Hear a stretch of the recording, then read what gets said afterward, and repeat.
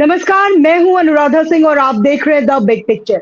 आज चर्चा की शुरुआत करने से पहले मैं आप दर्शकों को कुछ विजुअल्स दिखाना चाहती हूं। प्रिया जी, अगर आप बैक स्टेज मुझे सुन पा रही हैं तो जरा विजुअल्स दिखाइए हमारे दर्शकों को।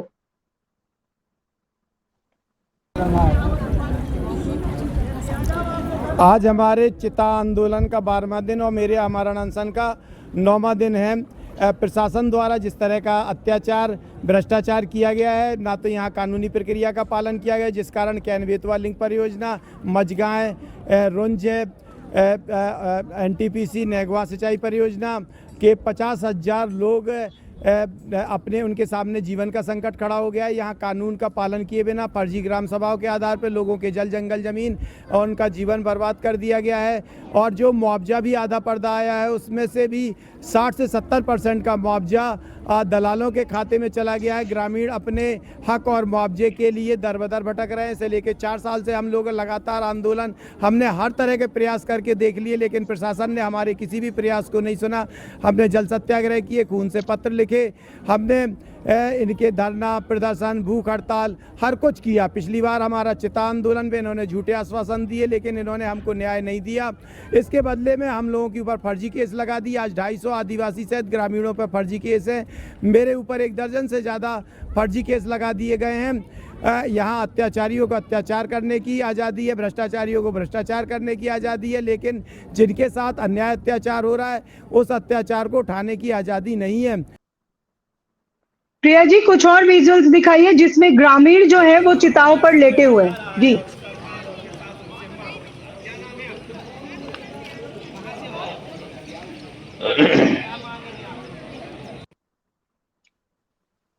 तो देखिए आपने ये विजुअल्स, मुझे पूरा यकीन है कि कुछ और विजुअल्स हैं। जी,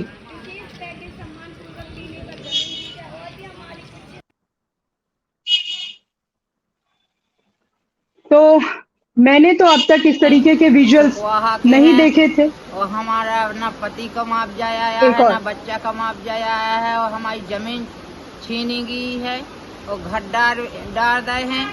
अब मुआवजा कुछ नहीं आई, हमारी कुछ जमीन को मुआवजा दूसरे बाहरी आदमी का दे दिया है।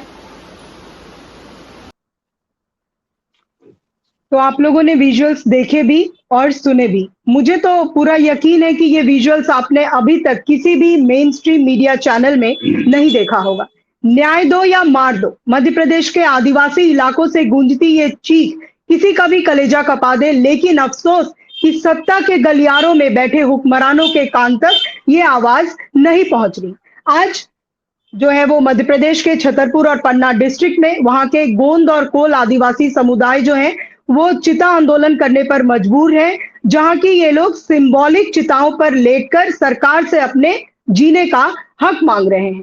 सवाल सीधा है कि आखिर क्यों इन लोगों को विकास के नाम पर बेघर किया जा रहा है। वजह है, आपको बता दूं, केन बेतवा नदी जोड़ो परियोजना, जो तकरीबन 44,600 करोड़ रुपए का ये महा प्रोजेक्ट है, जिसे भारतीय जनता पार्टी सरकार बुंदेलखंड की किस्मत बदलने का दावा बता रही है, वो आज विवादों के चक्रव्यूह में है।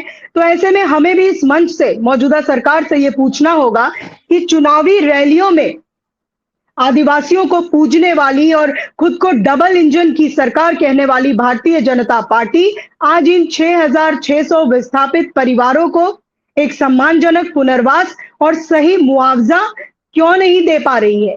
44,000 करोड़ से ज्यादा के इस भारी भरकम बजट में, ये जो प्रोजेक्ट का बजट है, उसमें से इन आदिवासियों के हिस्से सिर्फ आंसू और चिताएं क्यों आई।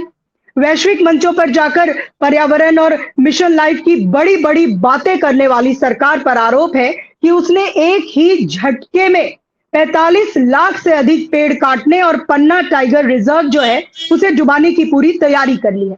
क्या यह विकास पर्यावरण और आदिवासियों की चिता पर खड़ा किया जा रहा है?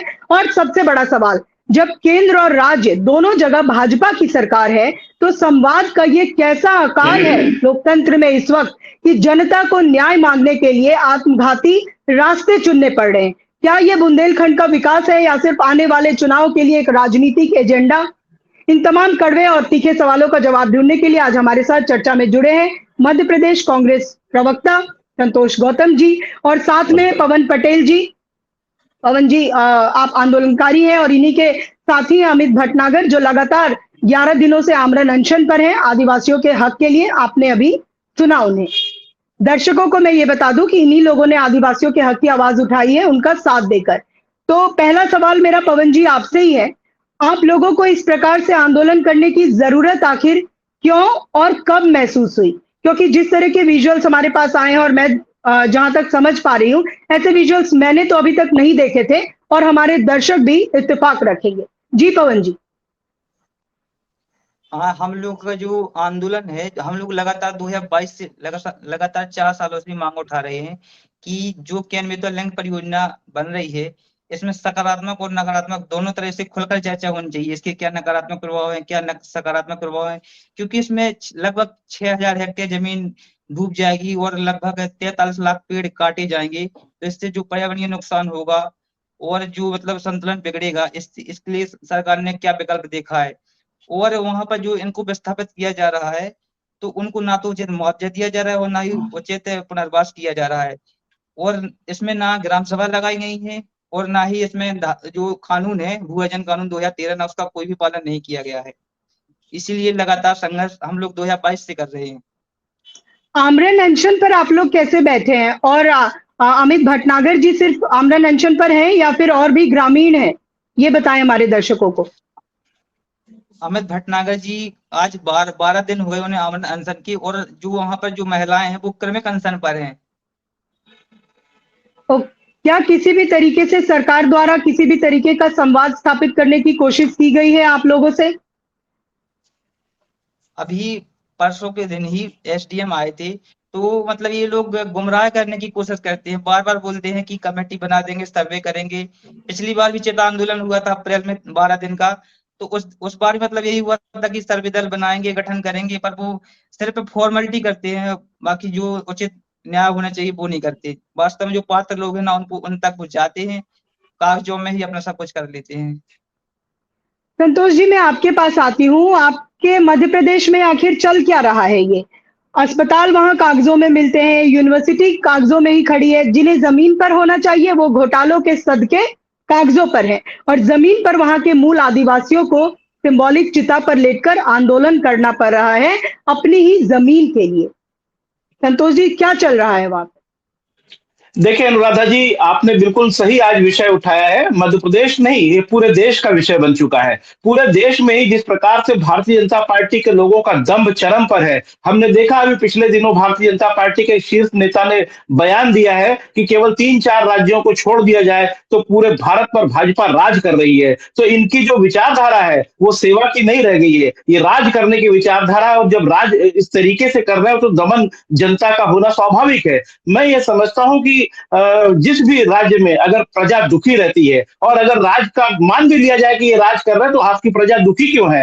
रामचरितमानस में भी लिखा है कि जासु राज प्रिय प्रजा दुखारी, सो नृप अवश्य नरक अधिकारी। मतलब जहां के राज्य में अगर प्रजा दुखी होती है तो वो राजा अवश्य ही नरक का अधिकारी होता है। मैं समझता हूं कि केन बेतवा लिंक परियोजना के माध्यम से इस सरकार ने अपना निर्दयी तानाशाह चेहरा जनता के सामने ला दिया है। ये केवल अमित भटनागर या पवन पटेल की बात नहीं है। हमने देखा कि जिस प्रकार से जीडी अग्रवाल साहब ने गंगा की सफाई को लेकर कई दिनों के उपवास के बाद अपने प्राण त्याग दिए, उनसे सरकार मिलने नहीं गई। मरने के बाद मोदी जी ने केवल एक रूखा सा ट्वीट किया। आज सोनम वांगचुक इतने दिनों से हड़ताल पर हैं। हमने इसके पहले भी देखा कि मणिपुर में इरोम शर्मिला ने किस प्रकार से वहां पर अनशन किया था, लेकिन इस सरकार ने कोई सुनवाई नहीं की। मैं ये कहता हूं कि भारतीय जनता पार्टी को किसी की जान माल की परवाह नहीं है। वो केवल और केवल अपनी सफलता और अपने झूठे आंकड़े प्रस्तुत करने के लिए किसी भी स्तर पर जाने को तैयार है। अगर भारतीय जनता पार्टी की सरकार में संवेदनशीलता होती और केन बेतवा परियोजना को रोकने की बात नहीं हो रही है, यहाँ यह बात हो रही है कि आदिवासियों का, दलितों का वहां पर प्रॉपर विस्थापन क्यों नहीं कर पा रही सरकार? क्यों सरकार के सामने आदिवासियों, दलितों को अपने हक की लड़ाई लड़नी पड़ रही है? क्यों पवन पटेल और अमित भटनागर जैसे लोगों को लगातार अपने बात उठानी पड़ रही है? मैं समझता हूं कि ये इसलिए है क्योंकि ये केवल और केवल श्रेय की होड़ में इनके हितों को भूल जाना चाहते हैं। हमने देखा कि 9,000, अभी पवन पटेल जी ने कहा कि 6,000 हेक्टेयर भूमि उसमें आएगी डूब क्षेत्र में। मेरे अनुमान से यहाँ पर मैंने जो पढ़ा है और देखा है, 9,000 हेक्टेयर भूमि डूब क्षेत्र में से आ रही है, जिसमें से पन्ना टाइगर रिजर्व की 5,803 हेक्टेयर भूमि डूब क्षेत्र में आ रही है। तो मैं ये समझता हूँ कि अगर इतनी बड़ी भूमि डूब क्षेत्र में आ रही है, तो इससे न केवल आदिवासी, दलित और वहां के रहवासी प्रभावित होंगे, बड़ी संख्या में वन्य जीव और हमारे पर्यावरण का नाश होना स्वाभाविक है। लेकिन जबकि ये वन स्वीकृति की कई शर्तों का अभी तक पालन नहीं हुआ, निर्धारित समय सीमा में इसका पालन करवाना मुश्किल भी दिख रहा है। हमने देखा कि जो वन विभाग को हस्तांतरण करने चाहिए थे, गांवों के राजस्व गांव जो बनने चाहिए थे, उसका हस्तांतरण प्रॉपर नहीं हो पाए हैं। पुनर्वास प्रक्रिया को अभी तक पूरी तरह से हो नहीं पाई है। जो मुआवजे थे वो लोगों को मिल नहीं पाए हैं। लोग चिता आंदोलन करने को मजबूर हैं। लोग कह रहे हैं कि या तो हमें न्याय दो या हमें मार दो, लेकिन सरकार के कानों पर जूं नहीं रेंग रही है। आखिर ऐसा कौन सा घमंड है जिसके चलते सरकार ऐसा कर रही है? मैं समझता हूं कि इतनी जल्दी क्या है, आप सुन लीजिए लोगों की मांगे, क्या कह रही है वहां की जनता, क्यों वहां पर बुजुर्ग महिलाओं सहित सारे आदिवासी समाज और दलित समाज वहां पर आंदोलन करने को मजबूर है, क्यों कोई अपनी जान को दांव पर लगा रहा है, और सरकार को ऐसा क्या घमंड है कि वो उनकी बात नहीं सुन रही है। मैं समझता हूं कि अगर ये सरकार, ये जो 13 जिले प्रभावित हैं, अगर इन लोगों की मांगों को नहीं सुनती है, तो ये सरकार पूरी तरह से संवेदनहीन मानी जाएगी और बेशर्म सरकार मानी जाएगी। आपने हड़बड़ी की बात की संतोष जी, तो ये तो सही है कि भाजपा सरकार हर वक्त हड़बड़ी में रहती है। ठीक है, आप एक राजनीतिक पार्टी हैं, आप इलेक्शन मोड में रहते हैं हर वक्त एक राजनीतिक पार्टी के तौर पर, लेकिन आप सरकार भी तो चला रहे हैं। बिना मुहूर्त के शंकराचार्यों की बातों को दरकिनार करके आप राम मंदिर में पूजन कर देते हैं। बिना प्रॉपर ट्रायल एंड टेस्ट के सॉफ्टवेयर लागू करके आप देश में जो है वो एग्जाम्स करवा देते हैं, छात्रों से मजाक करते हैं। तो इतनी हड़बड़ी क्या रहती है इन लोगों को? बहरहाल क्या संतोष जी, क्या वन्य जीवों और पर्यावरण के इस भारी नुकसान का कोई पुख्ता विकल्प नहीं ढूंढा जा सकता, या फिर सरकार ने जो है वो बड़े ठेकों और प्रोजेक्ट्स को जल्दबाजी में, जैसे ये हड़बड़ी में रहते हैं, जल्दबाजी में लागू करने के चक्कर में जो पर्यावरण क्लियरेंस की शर्तें हैं उन्हें ताक पर रख दिया?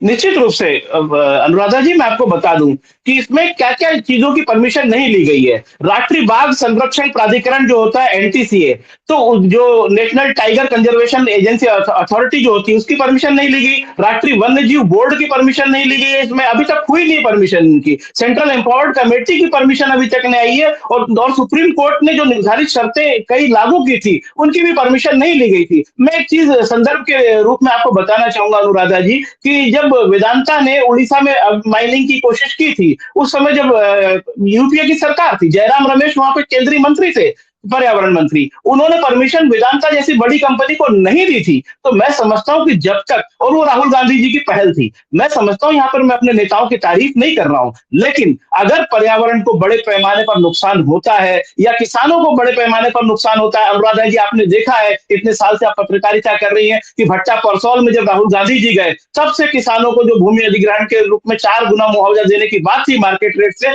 उसके ऊपर विचार विमर्श शुरू हुआ। लेकिन दुर्भाग्य है कि ये जो सरकार है एनडीए की, आज भी 4 गुना मुआवजा मार्केट रेट का किसानों को कहीं नहीं दे रही। जबरदस्ती भूमि अधिग्रहण की जा रही है। यहाँ पर आदिवासियों और दलितों को पवन जी बेहतर जानते होंगे, जब तक उनका पूरा पुनर्वास हो भी नहीं पाया है, तब से उनके आशियानों को उजाड़ने की बात की जा रही है। दूसरा, एक और असंवेदनशीलता की हद हो गई अनुराधा जी, जब किसान या आंदोलनकारी जब अपनी मांगों को उठा रहे हैं, उनको थानों में बंद किया जा रहा है, और यहाँ तक की सूचनाएं हैं कि फिर उन्हीं को थाने में से छुड़वाने के लिए उनको पैसे देना पड़ रहे हैं। इतनी घोर असंवेदनशीलता, इतना भ्रष्टाचार चरम पर मचा हुआ है कि आप परमिशंस की बात कर रही हैं, आवश्यक परमिशन नहीं लेना तो दूर की बात है, यहाँ पर लोगों को रौंदा जा रहा है। जो वहां के चिरकाल से निवासी थे, उनकी बातें क्यों नहीं सुन रही सरकार? मैं समझता हूं इस सरकार के अब दिन लद गए हैं, और अब जनता जो है जिस प्रकार से जाग रही है, मैं समझता हूं इसको छोटा मोटा आंदोलन न समझिए। अगर एक आंदोलन वहां पर जंतर मंतर पर सोनम वांगचुक के रूप में चल रहा है, तो दूसरा आंदोलन ये आदिवासी और दलितों का बेकार नहीं जाएगा।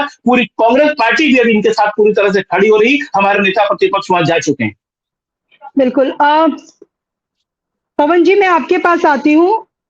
ये जरा बताइए हमारे दर्शकों को कि अब आप लोग इस लड़ाई को कैसे लड़ेंगे? अगर सरकार नहीं सुनती है तो फिर अब आप लोग क्या करेंगे? क्योंकि जिस तरीके से 11 दिन से अमित भटनागर जी अनशन पर हैं, आमरण अनशन पर, तो उनका तो अब स्वास्थ्य बिगड़ रहा होगा। जंतर मंतर पर हमने देखा कि यहाँ पर सोनम वांगचुक जी जो है उनके भी वाइटल्स गिर रहे हैं। आज शायद 18वां या 19वां दिन है। तो अमित भटनागर जी का भी स्वास्थ्य भी तो खराब हो रहा होगा। अब आप लोग इस तरीके कहाँ कैसे इसको आगे लेकर जाएंगे? बिल्कुल बिल्कुल, अमित भटनागर जी का भी स्वास्थ्य गिर रहा है, उनका 6 किलो वजन कम हो गया है और प्रशासन वहां पर उनकी मतलब एक भी दिन मेडिकल टीम नहीं गई कि उनकी जांच कर सके। और वहां पर जो भी स्वास्थ्य केंद्र है वहां पर कोई व्यवस्था नहीं है। वहां कुपी गांव में एक स्वास्थ्य केंद्र है, वहां पर कोई डॉक्टर ही नहीं है। और प्रशासन को वहां जाना चाहिए, लोगों की मांग को सुनना चाहिए, अगर उनकी समस्या क्या है।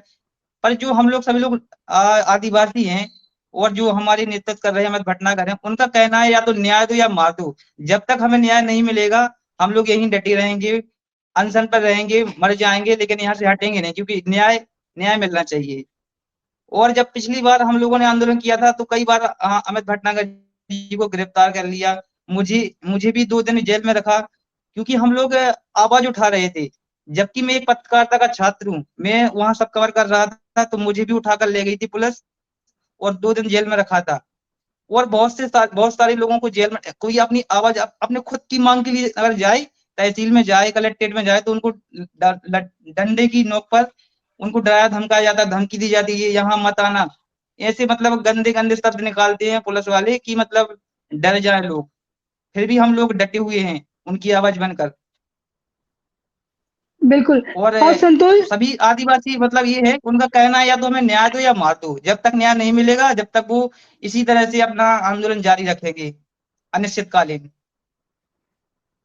संतोष जी, 44,600 करोड़ का जो रुपए 44,600 करोड़ रुपए का बजट होने के बावजूद सरकार इन 6,600, जो मेरे पास आंकड़े हैं, तो इन 6,600 विस्थापित परिवारों को एक सम्मानजनक जीवन, सही मुआवजा और पुनर्वास क्यों नहीं दे पा रही है? इतना बड़ा बजट जो है वो आखिर कहाँ जा रहा है? जी संतोष।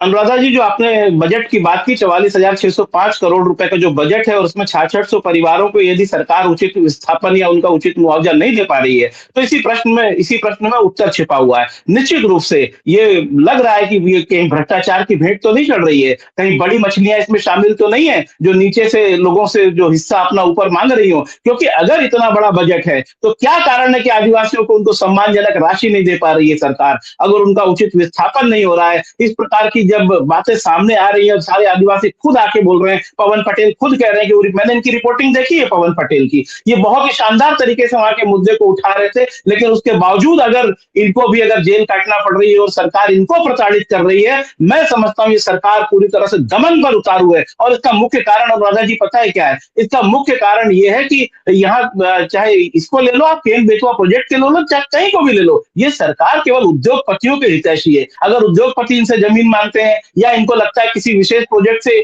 में जो फंड आया है उसमें से ये भ्रष्टाचार की मलाई खा सकते हैं, तो ये किसी की परवाह नहीं करते। ये चाहते हैं कि जल्दी से जल्दी वो प्रोजेक्ट पूरा हो, अधिकारियों के, नेताओं के, मंत्रियों को और मुख्यमंत्री तक के घर भरें। लेकिन उनको पवन पटेल, अमित भटनागर, सोनम वांगचुक, जीडी अग्रवाल, इनकी परवाह नहीं है। मैं एक चीज बोल देना चाहता हूं अनुराधा जी, इसके पीछे एक और मानसिकता छिपी हुई है।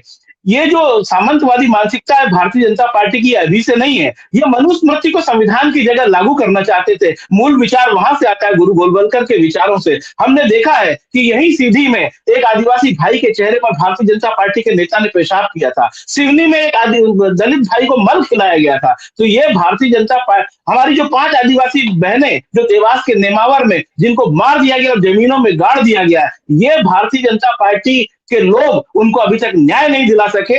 ये भारतीय जनता पार्टी की सोच है। मैं समझता हूं भारतीय जनता पार्टी को इस मानसिकता से उबरना पड़ेगा। उनको ये सोचना पड़ेगा कि मनुवाद आज के समय की आवश्यकता नहीं है, आज के समय की आवश्यकता है संविधान के अनुसार चलना और सभी वर्गों को बराबर समझे। अगर हम आदिवासियों, दलितों के दर्द को नहीं समझ सकते, मैं समझता हूं आपको सत्ता में बने रहने का एक दिन का भी अधिकार अब नैतिक शेष नहीं रह गया है।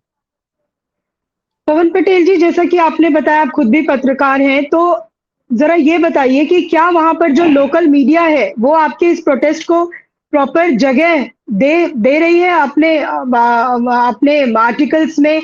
और दूसरी बात ये कि जिस तरीके से मेन स्ट्रीम मीडिया जो है, नेशनल मीडिया, वहां पर तो मैंने नहीं देखा इस खबर को उस तरीके से, या कोई छोटी मोटी 2-3 लाइन की भी जो 100 खबरें चलाते हैं फटाफट उसमें भी कहीं चला ले, तो मैंने तो नहीं देखा है। तो इसको लेकर आप क्या कहना चाहेंगे? यहाँ की जो लोकल मीडिया है छतरपुर और पन्ना की, ये जो प्रिंट मीडिया है ये तो यहाँ कवर करती है, पर यहाँ से छतरपुर पन्ना से बाहर नहीं जा पाता लोकल मीडिया। और यहाँ पर ये जो 605 करोड़ की परियोजना है, इसमें इस तरह की भ्रष्टाचार हुआ है कि वहां पर बाहर के लोगों को जोड़ दिया गया है। यहाँ मतलब एक खरियानी गांव है, वहां पर कभी तक मतलब जब से देश आजाद हुआ है कभी उस गांव में मुस्लिम नहीं रहे, पर वहां पर बहुत लोग जोड़ दिया गया है और उनको मुआवजा बहुत ज्यादा दे दिया गया, जो वास्तव में उसके हक दिख रही है मकानों का उनका जाया है, और मकान भी तोड़ दिए गए हैं और पैसा भी नहीं बहुत से लोगों को मिला है। इस तरीके से भ्रष्टाचार हुआ है, मतलब बाहरी लोगों को पैसा दे दिया गया है। ये तो बहुत ही दुखद बात बता रहे हैं आप। ये कैसा चरित्र है संतोष जी भाजपा का दोहरा चरित्र? और एक बात और आप बताइए कि जब मध्य प्रदेश और केंद्र दोनों जगह भाजपा की सरकार है, तो प्रशासनिक स्तर पर संवाद की इतनी बड़ी कमी क्यों है कि इन आदिवासियों को न्याय दो या फिर मार दो जैसे आत्मघाती नारे लगाने पड़ रहे हैं? बिल्कुल सही कहा आपने, होना तो ये चाहिए था कि अगर लोग है ना, बोलिए पवन जी, बोलिए। प्रशासन से जुड़े हुए लोग हैं, सरकार से जुड़े हुए लोग हैं, उन लोगों के अकाउंट में पैसा डाल दिया गया, उन लोगों के वहां नाम जोड़े गए, वहां उनका एड्रेस बनाया गया, उनको पैकेज भी मिला है, जमीन का मिला है, मकान का मिला है। एक मकान में 18 लोगों को मुआवजा दिया गया है, एक मकान में, एक कमरे में। ऐसा हो सकता है क्या? बहुत दुखद इस तरीके से मैनिपुलेशन करके। जी संतोष जी, आप कह रहे थे, अपनी बात रखेंगे।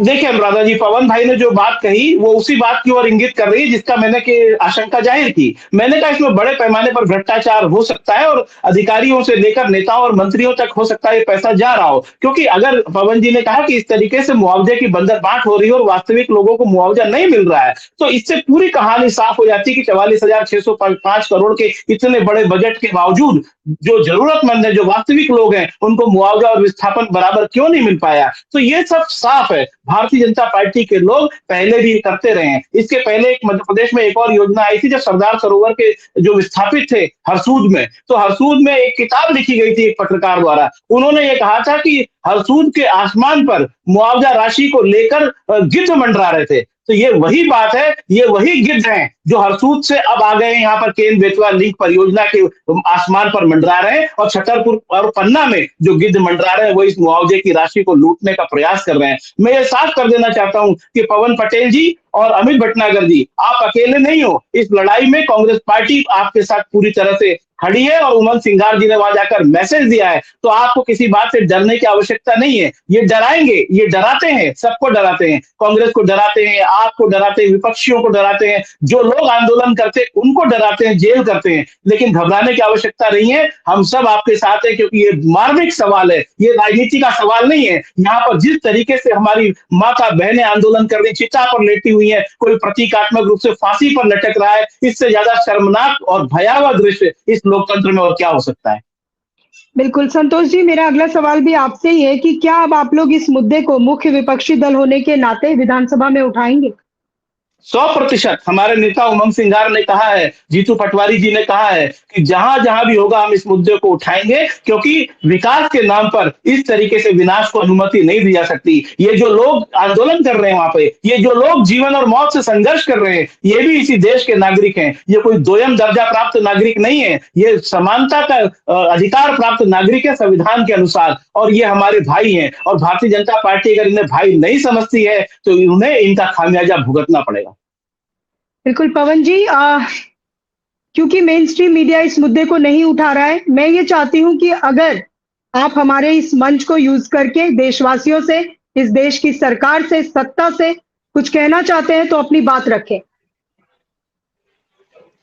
मैं सभी देश के युवाओं को एक ही बात कहना चाहता हूं, और जो भी सोशल एक्टिविस्ट हैं, समाज सेवी हैं, सभी राजनीतिक दल हैं, वो आदिवासियों की आवाज को उठाएं और जनता को, सभी आदिवासियों को न्याय मिलना चाहिए, क्योंकि वो लोग तो न्याय दो या मार दो के नारे के साथ अड़े हैं। या तो उन्हें न्याय मिले, नहीं तो वो अपने प्राण वहीं त्याग देंगे।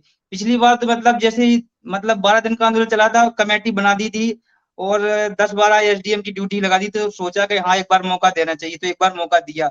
पर वही हुआ जो हर बार लगातार 4 साल से होता आ रहा।